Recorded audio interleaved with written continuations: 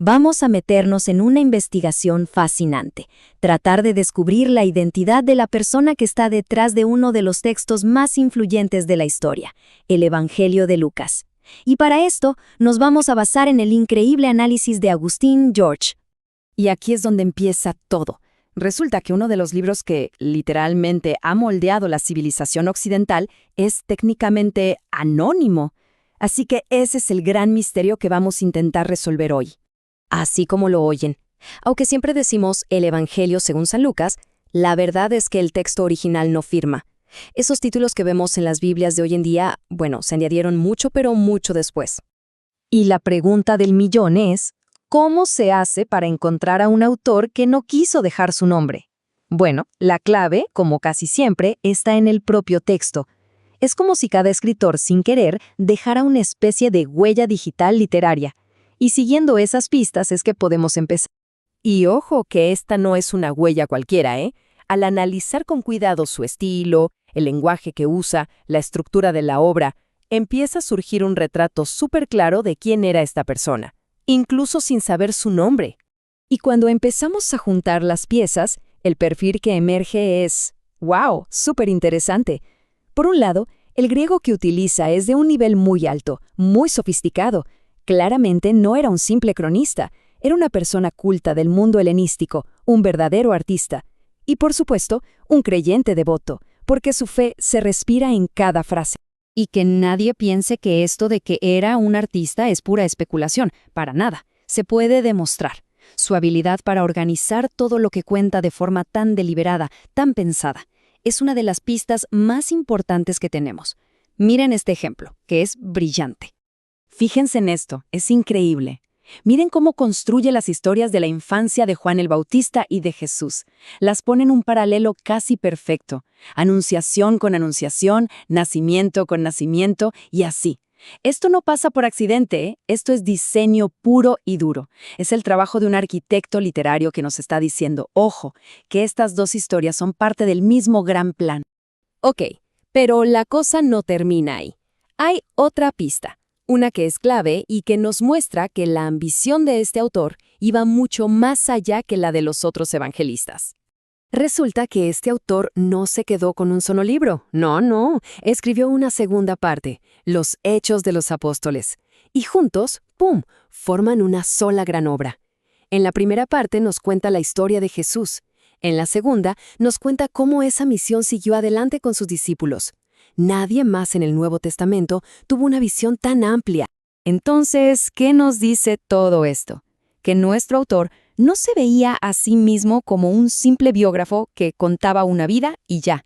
No, se veía como un historiador. Su meta era documentar el origen de todo un movimiento, desde su fundador hasta cómo se empezó a expandir por el mundo. Bien, pero Ahora viene la pista que para mí es la más reveladora de todas, la que de verdad nos muestra quién era esta persona en su interior. Más allá del estilo, está su sensibilidad, los temas que elige una y otra vez. Porque aquí es donde el autor se delata, por así decirlo. Su identidad se revela no tanto por cómo escribe, sino, y esto es lo más importante, por sobre quiénes decide escribir. A ver, pensemos. En esa época, las historias eran sobre reyes, sobre generales, sobre gente importante. Pero este autor, él le da la vuelta a todo. Pone la cámara sobre los que nadie miraba, los pobres, las mujeres, a las que les da un protagonismo que no se veía en ese entonces. Los pecadores, los paganos, es decir, todos los que estaban en los márgenes de la sociedad. Y esa es una elección radical. Y hay una frase del análisis de Agustín George que lo clava, de verdad, lo resume todo. Al autor no solo le interesan los hechos, se nota que está conmovido por lo que cuenta, por esa increíble compasión de Dios hacia la gente que la sociedad había dejado de lado. Lo que este enfoque tan claro nos dice es que estamos frente a alguien que tenía una idea central, la inclusión.